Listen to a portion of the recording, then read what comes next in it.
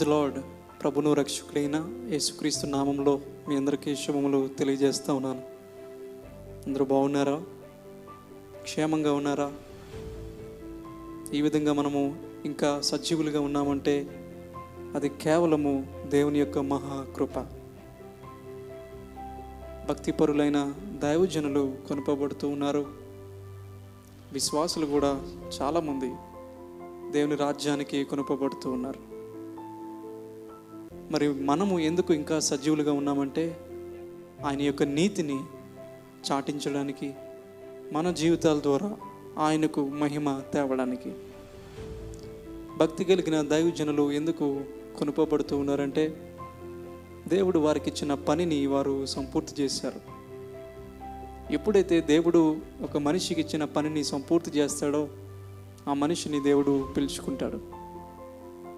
మరి ఇంకా చాలామంది దైవజనులు ఇంకా ఎందుకు దేవుడు వారికి ఆయుష్ను ఇచ్చాడు అంటే వారు చేయాల్సిన పని ఇంకా చాలా ఉంది. దేవుని పనిని దైవజనులు సంపూర్తి చేసే వరకు దేవుని యొక్క ప్రమేయం లేకుండా మరణము సంభవించదు. మరి భక్తిపరులైన విశ్వాసులు ఎందుకు చనిపోతూ ఉన్నారంటే వారికి కూడా దేవుడు ఇచ్చిన సమయము సంపూర్తి చేయబడింది కాబట్టి. మరి ఇంకా చాలామంది విశ్వాసులు ఎందుకు బ్రతికి ఉన్నారంటే వారికి ఇంకా దేవుడు సమయాన్ని ఇస్తూ ఉన్నాడు. ఒకవేళ ఇంకా రక్షణ పొందలేని వారు ఎవరైనా ఉంటే రక్షణ పొందమని, నీతిగా బ్రతకలేని వారు ఎవరైనా ఉంటే నీతిగా బ్రతకమని, మనస్సు మార్చుకోమని, ఇంకా అధిక మహిమలోనికి రావాలని దేవుడు పిలుపును ఇస్తూ ఉన్నాడు. ఇంకా వారు చేయాల్సిన పనులు ఎన్నో ఉన్నాయేమో, అందుకే దేవుడు ఇంకా వారిని సజీవంగా ఉంచాడు. ఏది ఏమైనప్పటికీ మనం బ్రతికినను ప్రభు కొరకే, చనిపోయినను దేవునికే మహిమ. ఆనాడు యోబు అంటాడు కదా, ప్రభా సమస్తము నీవే ఇచ్చావు, సమస్తము నీవే తీసుకున్నావు, దేవునికే మహిమ అని చెప్పి, దేవునికే స్తుతి అని చెప్పి యోబు దేవునికి మహిమకరంగా జీవించినట్లుగా ఒక నిజమైన క్రైస్తవుడు, ఒక నిజమైన క్రైస్తవురాలు దేవుని కొరకు జీవించాలి, దేవుని నామానికి మహిమ తేవాలి. కాబట్టి నా ప్రియ తల్లి, నా ప్రియ తండ్రి, నా ప్రియ సహోదరుడా, సహోదరి, ప్రియ స్నేహితుడా, ఇటువంటి సమయంలో, ఇటువంటి పరిస్థితుల్లో మనము ఒక విషయాన్ని గమనించుకోవాలి, గ్రహించాలి. ఈ లోకము శాశ్వతమైనది కాదు. This world is not permanent home for us. ఇది శాశ్వత కాలము మనం ఉండే స్థలము కాదు. మన స్థలము పరలోకములో ఉన్నది. మనం ఈ లోకంలో కేవలము యాత్రికులం, పరదేశులం, పరజనులం. We are just travelling through this world to heaven. మనం ఈ లోకము గుండా పరలోకానికి ప్రయాణం చేస్తున్న యాత్రికులు. మనం ఈ లోకానికి వచ్చాం, మరలా పరలోకానికి వెళ్ళిపోతాం. కాబట్టి ఈ లోకమే శాశ్వతం అనుకొని మనము బ్రతకకూడదు. ఆ నిత్య రాజ్యము శాశ్వతమని, ఆ నిత్య రాజ్యము కొరకు ఎదురు చూస్తూ దాని వైపు కనులెత్తి మనము చూడాలి. అందుకే కోరహు కుమారులు ఈ విధంగా అంటారు కదా, సైన్యములకు అధిపతివగు ప్రభువా యెహోవా, నీ నివాసములు ఎంత రమ్యములు. How lovely is your dwelling place my God my Lord. నిజమేనండి, భూమి మీద ఉన్న ఈ యొక్క శిథిలమైపోయే గుడారము, ఈ నివాస స్థలము రమ్యమైనది కాదు. కనులకు రమ్యమైందేమో కానీ దేవుని దృష్టిలో మాత్రము, భక్తుల దృష్టిలో మాత్రము పరలోక రాజ్యమే, ఆయన నివసించే స్థలము మాత్రమే ఎలాంటిదంట? రమ్యమైనది. నీ నివాసములు ఎంత రమ్యములు అంటున్నాడు 84వ కీర్తనలో.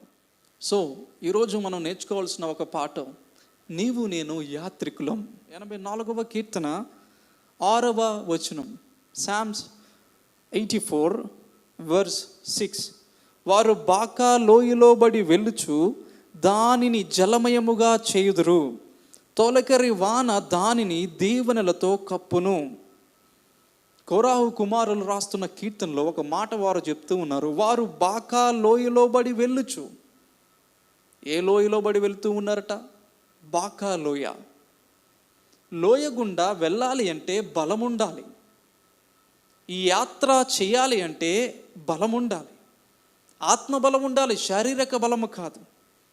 ఈ ప్రస్తుత సందర్భాలు మనం చూస్తూ ఉన్నప్పుడు ఈ లోకంలో మనము ప్రభా ఏంటయ్యా ఈ పరిస్థితి అని చెప్పి మనం భయపడకుండా ఉండాలి అంటే ఆత్మ బలము కలిగి దేవుని యందు విశ్వాసం కలిగి మనం జీవించాలి.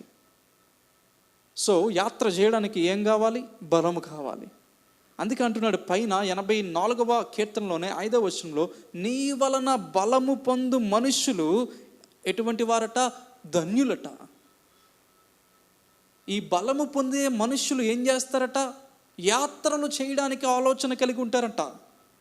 యాత్ర చేయు మార్గములు వారికి అతి ప్రియములట. ఇంగ్లీష్ బైబిల్ అయితే ఒక మాట రాయబడింది, అదే 5వ వచనం ఇంగ్లీష్ ట్రాన్స్లేషన్లో, in their hearts are the highways to Zion. వారికి హృదయాల్లోనట సియోనుకు వెళ్ళే మార్గాలు వారి హృదయాల్లో లిఖించబడ్డాయట, రాయబడ్డాయట. వారు హృదయాల్లో చెక్కుకున్నారట సియోనుకు వెళ్ళే మార్గం. ఇగో నేను ఈ యొక్క మార్గం గుండా సియోనుకు వెళ్తానంటే వారికి ఎంత ఆశ ఉన్నదో, ఎంత తృష్ణ ఉన్నదో సియోనుకు వెళ్ళాలని, ఆ రమ్యమైన ప్రదేశాన్ని చూడాలని, యెరూషలేముకు వెళ్ళాలని వారు హృదయాల్లో ఆ మార్గాన్ని చెక్కుకున్నారట. అందుకే వారు అంత బలము కలిగి ఉన్నారు. ఒకవేళ వారికి బలము లేకపోయినా దేవుని నుండి బలము తెచ్చుకొని యాత్ర చేయడానికి సిద్ధపడుతూ ఉన్నారు. నిజమే, ఈ లోకంలో యాత్ర చేయాలంటే బలము కావాలి, ఆత్మ బలము కావాలి, దేవుని వాక్యము కావాలి, సహవాసము కావాలి, పరిశుద్ధాత్మ సన్నిధి కావాలి. లేకపోతే మనం భయపడిపోతాం, లేకపోతే మనం దిగులు చెందుతాం, లేకపోతే ఈ లోకమే శాశ్వతం అనుకొని భ్రమలో మనం ఉండే అవకాశం ఉంది. కానీ ఎప్పుడైతే వాక్యపు వెలుగులో ఒక్కసారి తొంగి చూస్తామో, ఒక్కసారి ఎటర్నిటీ వైపు, నిత్యత్వం వైపు ఎప్పుడైతే మనం తొంగి చూస్తామో, వెంటనే మనకి అన్ని ప్రాబ్లమ్స్, అన్ని భయములు సమసిపోతాయి, తొలగిపోతాయి. సో యాత్ర చేయాలంటే బలము కావాలి.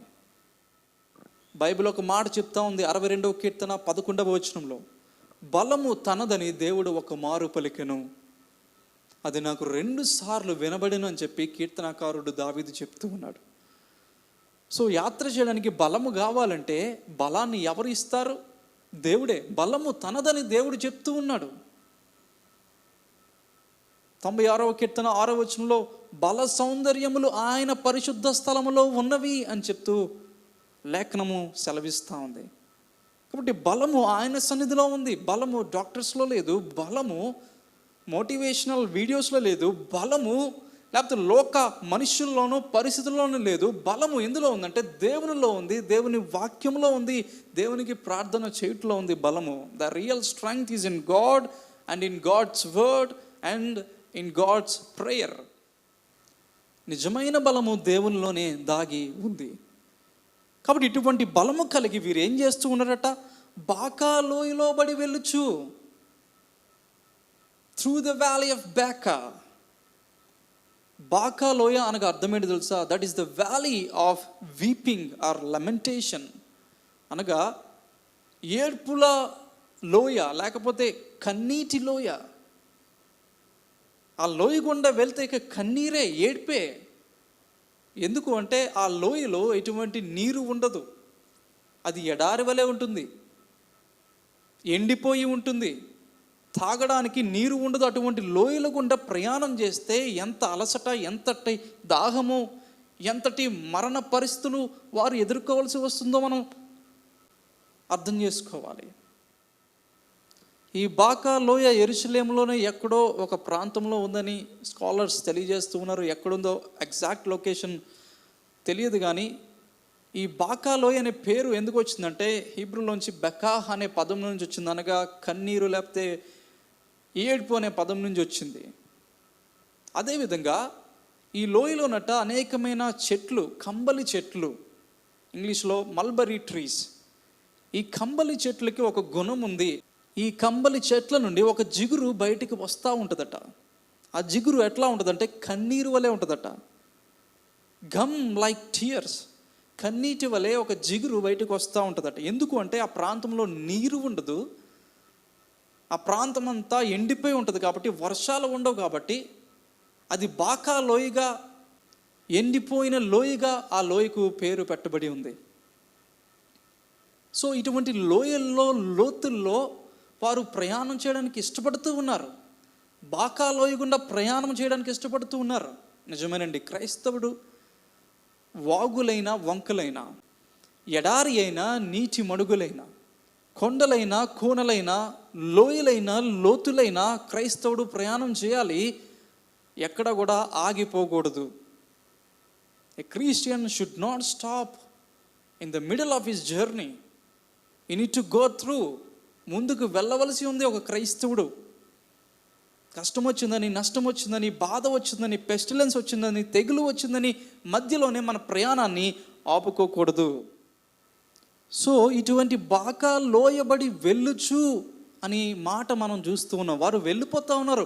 అయ్యో బాకా లోయ ఎంత కన్నీళ్లతో ఉంది, ఎంత వేదనతో ఉంది, ఇంకా మనం ముందుకు వెళ్ళలేం, వెనక్కి వెళ్ళిపోదాం అని చెప్తూ వారు అనుకోవట్లేదు. బాకా లోయబడి వెళ్ళుచు అంటే ముందుకు వెళ్ళిపోతూ ఉన్నారు. నిజమే, భక్తిలో ఎన్నో కష్టాలు వస్తాయి. బైబిల్ చదివిస్తూ ఉంది, ఈ లోకంలో మనకు అనేక శ్రమలు కలుగుతాయట, కానీ మనం ధైర్యాన్ని తెచ్చుకోవాలి. అవి ఎటువంటి లోయలైనా సరే మనం ధైర్యాన్ని తెచ్చుకోవాలి. దావీదు అంటాడు, గాఢాంధకారపు లోయలో నేను సంచరించినను ఏ అపాయమునకు నేను భయపడను. ఇంగ్లీష్ ట్రాన్స్లేషన్ అయితే valley of the shadow of death అని చెప్పి రాయబడి ఉంది. మరణ ఛాయ లోయలో, అది కేవలం గాఢాంధకారపు లోయ కాదు, మరణ ఛాయ లోయ. అటువంటి లోయలో కూడా దావీదు భయపడకుండా నేను భయపడను అని చెప్తూ ధైర్యం కలిగి ఉన్నాడు. ఈ యొక్క గాఢాంధకారపు లోయను పోలి జెరూసలేంలో జోర్డన్ దగ్గర ఒక వ్యాలీ ఉందట. ఆ వ్యాలీ పెట్రా అనే ప్రాంతంలో ఉంది. ఈ పెట్రా అనే ప్రాంతంలో చాలా పెద్ద పెద్ద గోడలు, వాల్స్ ఉన్నాయి. ఎంత పొడుగు అంటే అవి 800 అడుగుల పొడుగు. ఈ 800 అడుగుల పొడవు ఆ పెట్రా ప్రాంతం లోపలికి వెళ్తే మనిషి చాలా చిన్నగా కనబడతాడు. ఆ గోడలు చాలా పొడుగ్గా కనబడతాయి. ఇక సూర్య కిరణాలు కూడా అక్కడ ప్రసరించబట్ట. ఇక రాత్రిపూట అయితే గాఢాంధకారంగా చాలా చీకటిగా అక్కడ కనబడుతూ ఉంటుందంట. పగలపూటే సూర్య కిరణాలు ప్రసరించకుండా ఈ గోడలు అడ్డుపడుతూ ఉంటాయి. పగలపూట చాలా చీకటిగా ఉంటుంది. ఇక రాత్రి అయితే మరింత గాఢాంధకారంగా అక్కడ ఉంటుందట. ఒక్కసారి ఆలోచన చేయండి, దావీదు సమయంలో మరి ఎటువంటి లైట్స్ లేవు, ఇంత టెక్నాలజీ లేదు. అటువంటి సమయంలో ఏ విధంగా గొర్రెలు కాస్తూ, ఏ విధంగా సౌలు నుంచి తప్పించుకునే క్రమంలో ఎన్నిసార్లు ఆ గాఢాంధకారపు లోయలో సంచరించి ఉంటాడో. దావీదు కూడా ఒక కాపరే కదా, గొర్రెల కాపరి. ఈ దావీదు గొర్రెల కాపరి అయినప్పటికీ గొర్రెల కాపరైన దావీదుకి మరొక కాపరి అవసరం వచ్చింది. ఆయనే పరమ కాపరి, గొర్రెల గొప్ప కాపరి, ప్రధాన కాపరి. ఆ కాపరి అవసరత వచ్చింది. నిజమేనండి, మనం ఎంత గొప్పవారమైనప్పటికీ, ఎంత ధనికులైనప్పటికీ, నీవు ఎవరైనప్పటికీ నీకు దేవుడి అవసరత ఉంది. యేసుక్రీస్తు ప్రభువారు అనే రక్షకుని యొక్క అవసరత, ఆ దేవుని యొక్క అవసరత నీకు ఉంది. Whomever you are, whatever you do, how great you are, doesn't matter. ఎవరైనా సరే నీవు ఆ గొప్ప కాపరి యొక్క అవసరత నీకు ఉంది. అన్నాడు గాఢాంధకారపు లోయ అయినా దావీదు భయపడకుండా, జడేయకుండా ఉండడానికి గల కారణము ఆ కాపరే. బాకా లోయైనా నీవు నేను భయపడకుండా ఉండాలి. గాఢాంధకారపు లోయైనా నీవు నేను భయపడకుండా ఉండాలి. ప్రస్తుత పరిస్థితులైన నీవు నేను భయపడకుండా ఉండాలి. క్రైస్తవుడు అంటే ఎవరంటే సింహం వలె ధైర్యంగా ఉండేవాడు, భయపడేవాడు కాదు. చిన్న చిన్న ఇబ్బందులకి, కష్టాలకి, అది ఏ ఇబ్బంది అయినా, ఎటువంటి పరిస్థితి అయినా భయపడకుండా నీవు నేను ఉండాలి. ధైర్యంతో ముందుకే కొనసాగాలి. ఒకసారి అహాబు రాజు కాలంలో సిరియా రాజు అయిన బెన్హదదు ఇశ్రాయేల్ వారి మీద యుద్ధానికి వస్తాడు. సిరియన్లు దండెత్తి వస్తారు. వెంటనే అహాబు మరియు ఇశ్రాయేల్ ప్రజలందరూ దేవునికి ప్రార్థన చేసినప్పుడు, మీరు వెళ్ళండి, రాజ్య అధిపతుల్లో యవనస్తులను పట్టుకుని వెళ్తే మీరు యుద్ధాన్ని గెలుస్తారని చెప్పి దేవుడు ప్రవచన పూర్వకంగా తెలియజేసినప్పుడు వారు వెళ్తారు, యుద్ధాన్ని చేస్తారు. యుద్ధంలో సిరియన్లు శత్రువులు ఓడిపోతారు, ఇశ్రాయేల్ ప్రజలు గెలుస్తారు. ఇశ్రాయేల్ ప్రజలు గెలిచినప్పుడు సిరియా సైనికుల్లో కొంతమంది సేవకులు ఈ విధంగా అంటారు, అయ్యా రాజైన బెన్హదదు, వారి దేవుడు కొండలకి దేవుడు కాబట్టి మనము కొండల్లో యుద్ధము చేశాం కాబట్టి, అంటే యుద్ధము జరిగిన ప్రాంతం బహుశా కొండల ప్రాంతంలో జరిగి ఉండవచ్చు. అందుకే ఈ సేవకులు ఏమంటూ ఉన్నారంటే, కొండల ప్రాంతంలో యుద్ధము జరిగింది కాబట్టి వారి దేవుడు కొండలకు దేవుడు కాబట్టి మనం ఓడిపోయాం. ఈసారి లోయలో వారితో యుద్ధము చేద్దాం. ఒక మైదానంలో అనగా ఒక లోయ, ఆ లోయలో యుద్ధం చేద్దాం. తప్పనిసరిగా ఈసారి విజయం మనదే అని చెప్పి బెన్హదద్కి చెప్తాడు. సరే, కొన్ని రోజులైన తర్వాత, కొన్నాళ్ళైన తర్వాత ఈసారి ఒక మైదానంలో మరలా ఇశ్రాయేలు దేశం మీదకి వారు వస్తారు, కొన్ని లక్షల మంది సైన్యం. మరలా దేవుడు ఏమని చెప్తాడు తెలుసా? ఒక దైవ జనుడు ద్వారా దేవుడు సెలవిచ్చిన మాట ఏంటో తెలుసా? మొదటి రాజుల గ్రంథం 20వ అధ్యాయం 28వ వచనం. అప్పుడు దైవజనుడైన ఒకడు వచ్చి ఇశ్రాయేలు రాజుతో ఇట్లనెను, యెహోవా సెలవిచ్చినదేమనగా, యెహోవా కొండలకు దేవుడే గాని లోయలకు దేవుడు కాడని అనుకుందురు. అయితే నేను యెహోవానై ఉన్నానని మీరు తెలుసుకున్నట్లు ఈ గొప్ప సమూహం అంతయు నీ చేతికి అప్పగింతును. శత్రువులు ఏమని అనుకుంటా ఉన్నారట? యెహోవా కొండలకు మాత్రమే దేవుడు, లోయలకు దేవుడు కాదు, కాబట్టి లోయలో యుద్ధము చేస్తే మనం లోయలో యుద్ధాన్ని గెలుస్తామని చెప్పి శత్రువులు అనుకుంటా ఉన్నారు. కాబట్టి శత్రువులకు తెలియజేసేలాగా నేను కొండలకు మాత్రమే దేవుణ్ణి కాదు, లోయల్లో కూడా నేనే దేవుణ్ణి, యుద్ధము జరిగే ప్రాంతము ఏదైనా సరే నేనే దేవుణ్ణి దేవుడు నిరూపణ చేయడానికి ఆనాడు ఇశ్రాయేలు ప్రజలకు అద్భుతమైన విజయాన్ని ఇచ్చాడు. నిజమేనండి, మన దేవుడు కేవలం పరిస్థితులు బాగున్నప్పుడు మాత్రమే దేవుడు కాదు. క్రైస్తవ ప్రజలైన మనకి పరిస్థితులు ఎలా ఉన్నా ఆయనే మన దేవుడు. What ever may be the situations, what ever may be the pestilence, what ever may be the disease, what ever may be the condition of our country, of our family, పరిస్థితి ఏదేమైనప్పటికీ ఆయనే మనకు దేవుడు. లోయల్లో కూడా ఆయన మనకు సహాయం చేస్తాడు. సహాయం చేయడని కాదు, కొండల్లో కూడా సహాయం చేస్తాడు, లోయల్లో సహాయం చేస్తాడు, వాగుల్లో, వంకల్లో, ఎక్కడైనా సరే పరిస్థితి ఏదైనా సరే ఆయన మనకు సహాయము చేసే దేవుడు. సో విశ్వాసాన్ని కోల్పోవద్దు. బాకా లోయలో గుండా వెళ్తూ ఉన్నప్పుడు నిరుత్సాహపడవద్దు, కృంగిపోవద్దు, ఏడవవద్దు, కన్నీళ్లు కార్చవద్దు. నా సహోదరుడా, నా సహోదరి, ఈ బాకా లోయను దేవుడు ఖచ్చితంగా స్తుతి లోయగా, ఆశీర్వాద లోయగా ఖచ్చితంగా మారుస్తాడు. చూడండి, 84 కీర్తన 6వ వచనంలో, బాకా లోయ గుండా వెళ్ళుచు దానిని జలమయముగా చేయుదురు. ఎవరు చేస్తారు? మనం వెళ్తే దేవుడే చేస్తాడు. వెళ్ళడమే మనం చేసే పని, జలమయంగా చేసే పని దేవుడిది. బైబిల్లో ఒక మాట ఉంది, ఆయన అరణ్యమును నీటి మడుగుగాను ఎండిన నేలను నీటి బొగ్గలుగాను చేసే దేవుడట. అరణ్యాన్ని ఎలా చేస్తారట? నీటి మడుగ్గా. ఎండిన నేలను ఏ విధంగా చేస్తాడట? నీటి బొగ్గలుగా చేస్తాడట. ఇక్కడ అంటున్నాడు, బాకా లోయను జలమయముగా చేయుదును, తొలకరి వాన దానిని దీవెనలతో కప్పును. ఏ బాకాలో అయితే ఎండిపోయి ఉందో, ఏ బాకాలో అయితే చెట్లు ఏడుస్తూ ఉన్నాయో, జిగురు వంటి కన్నీళ్లు కారుస్తూ ఉన్నాయో, కంబలి చెట్లు, మల్బరీ ట్రీస్ కన్నీళ్లు కారుస్తూ ఉన్నాయి, అటువంటి బాకా లోయలో తొలకరి వానను కురిపించి జలమయంగా చేస్తాడట. ఆశీర్వాదాల వానను కురిపిస్తాడట. తద్వారా ఏం చేయబడతారు? వారు బలాన్ని పొందుకుంటారు. అక్కడ అంటున్నాడు, వారు నానాటికి బలాభివృద్ధి పొందుతారు. ఇంగ్లీష్లో అయితే చక్కగా రాయబడింది, ఫ్రమ్ స్ట్రెంగ్త్ టు స్ట్రెంగ్త్. బలము నుండి అధిక బలములోనికి, from glory to more glory. మహిమ నుండి అధిక మహిమలోనికి, బలము నుండి అధిక బలము, మహిమ నుండి అధిక మహిమ. ఎప్పుడు అంటే బాకా లోయబడకుండా వెళ్తే. ఆ విధంగా వెళ్ళినప్పుడు దేవుడు ఖచ్చితంగా మనకి బలాన్ని ఇస్తాడండి. బైబిల్లో మరొక లోయను మనం చూస్తాం, ఆకోరు లోయ. ఆనాడు యోధా గోత్రికుడైన ఆకాను తప్పు చేసినప్పుడు, శపితమైన దానిని తాను తన గుడారంలో దాచిపెట్టుకున్నప్పుడు, తాను తరువాత యెహోషువ చేత పిలువనంపబడిన తరువాత తప్పు తానే చేశానని చెప్పి ఒప్పుకున్నప్పుడు, యెహోషువ ఏం చేస్తాడంటే ఆకాను భార్యకి, కుమారులకి, కుమార్తెలకి, వారికి ఎద్దులకి, గాడిదలకి అందరినీ ఆకోరు లోయలో నిలవబెట్టి రాళ్లతో కొట్టి చంపేస్తారు. ఆకోరు లోయ ఎటువంటి లోయ అంటే శ్రమగల లోయ. నీవు బాకా లోయలో ఉన్నావా? కన్నీటి లోయ. ఆకోరు లోయలో ఉన్నావా? శ్రమల గల లోయ. అటువంటి లోయలో గుండా నువ్వు వెళ్తూ ఉన్నా సరే, దేవుడు అంటూ ఉన్నాడు, హోషేయ 2వ అధ్యాయం 15వ వచనంలో, ఆకోరు శ్రమగల లోయను ఆయనట ఎలా మారుస్తాడో తెలుసా? నిరీక్షణ ద్వారంగా చేస్తారట. ప్రియ సహోదరుడా, ప్రియ సహోదరి, శ్రమల లోయలో, కన్నీళ్ళ లోయలో ఉన్నావేమో, నిరీక్షణ ద్వారాన్ని దేవుడు సిద్ధపరుస్తూ ఉన్నాడు నీ కోసం.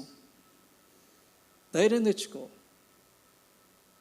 నిరీక్షణ ద్వారాన్ని దేవుడు సిద్ధపరుస్తూ ఉన్నాడు. నువ్వు ఏ పరిస్థితిలో ఉన్నా సరే దేవుడు నీతో ఈరోజు నీతోనే మాట్లాడుతూ ఉన్నాడు. అదేవిధంగా బైబిల్లో మరొక లోయ ఉంది, బెరాకా లోయ. బెరాకా లోయ ఆనాడు యెహోషాపాతు కాలంలో మోయాబీలు, అదేవిధంగా అమ్మోనీయులు ఇశ్రాయేలు ప్రజల మీదకి దండెత్తి వచ్చినప్పుడు యెహోషాపాతు అయ్యా ఇది పరిస్థితి అని చెప్పి దేవుని దగ్గరికి వచ్చి మొర్రపెట్టి యోధా అంతటా ఉపవాస దినము ప్రకటించి, మా దేవా యెహోవా, ఇశ్రాయేలుకు కాపురవైన దేవా, నీవు పరాక్రమవంతుడువు, నీవు బలమైన దేవుడువు, నీవే కదా మాకు ఆధారము.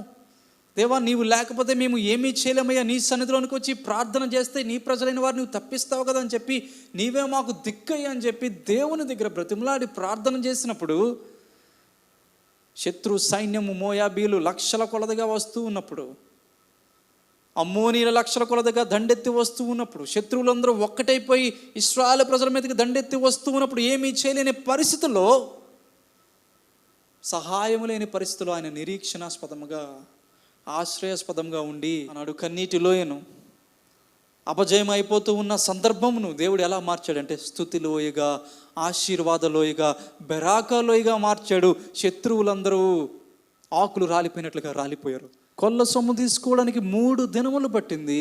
4వ దినమున బెరాకా లోయలోనికి వచ్చి అక్కడ దేవునికి కృతజ్ఞతాస్తుతులు చెల్లించారు. అప్పటి నుండి ఆ లోయకు బెరాకా లోయ అని చెప్పి పేరు పెట్టబడింది, అనగా స్తుతి లోయ, ఆశీర్వాదపు లోయ. నిజమే, ఈ లోకంలో బాకా లోయ గుండా మనం వెళ్తూ ఉన్నా, ఆకోరు లోయ గుండా మనం వెళ్తూ ఉన్నా, చివరికి మన జీవితంలో దేవుడు ఇచ్చేది ఏంటో తెలుసా? స్తుతి లోయ.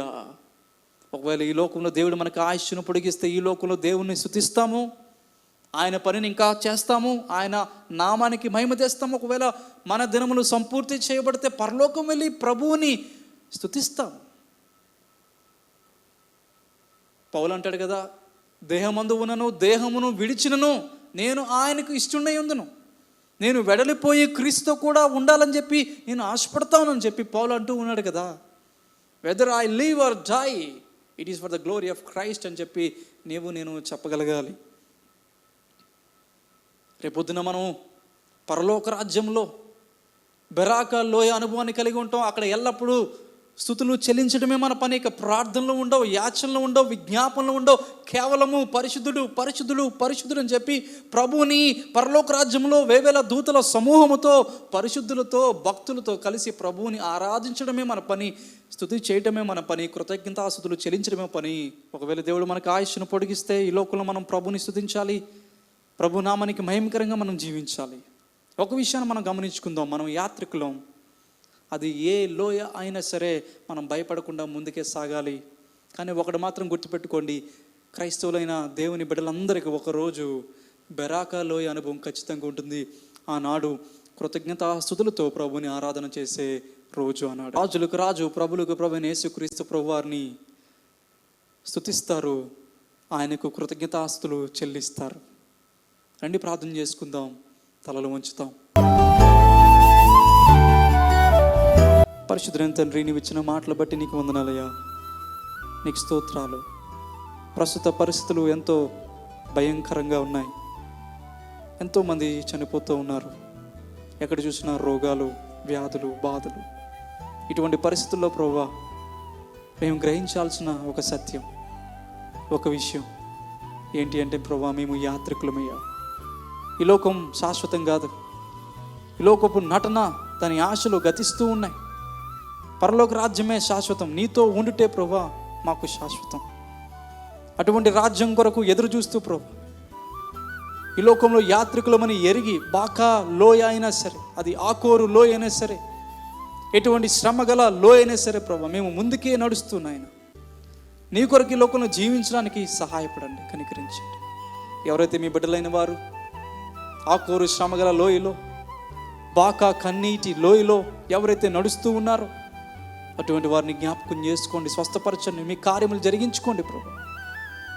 అయినా ఈ జీవితంలో ప్రభు, మా యొక్క బ్రతుకులో ప్రభు ఒక సత్యాన్ని మేము గ్రహించాలి. ఏదో ఒక రోజు మీ పరలోక రాజ్యంలో మేము మిమ్మల్ని కనులారా చూస్తాము. ఆనాడు ప్రభు మేమందరం బెరాకా లోయ అనుభవం గుండా నడుస్తూ నీకు స్తుతులు చెల్లిస్తామని ఎరిగి మేము బ్రతికినను ప్రభు, చనిపోయినను నీ కొరకు, నీ యొక్క మహిమ కొరకు జీవించడానికి మాకు సహాయపడమని కోరుతూ, ఎవరైతే వాక్యాన్ని విన్నారో వారి హృదయాలను, వారి యొక్క కుటుంబాలను మీరు ఆదరించి ధైర్యపరిచి కృప చూపి వారిని నడిపించమని కోరుతూ, నజరేయుడైన యేసుక్రీస్తు ఘనమైన నామములో స్తుతించి ప్రార్థించి బ్రతిమలాడి వేడుకుంటున్నాము తండ్రి, ఆమేన్.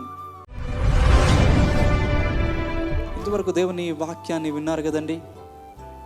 ఈ వాక్యం ద్వారా మీరు బలపరచబడితే ఒక ఫోన్ కాల్ ద్వారా కానీ, ఒక మెసేజ్ ద్వారా కానీ మీరు తెలియపరచవచ్చు.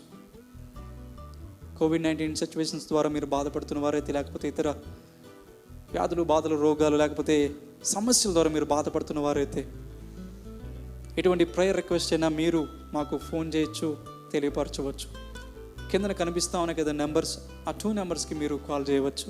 7995199951, 7995199961 అనే నెంబర్స్కి.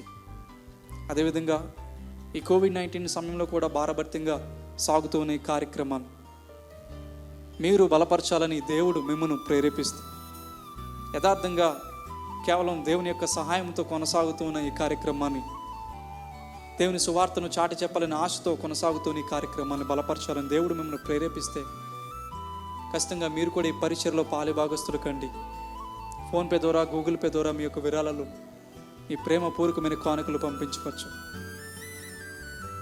మీ కానుకలు, విరాళాలు పంపడానికి మా ఫోన్ నెంబర్ 8328420339.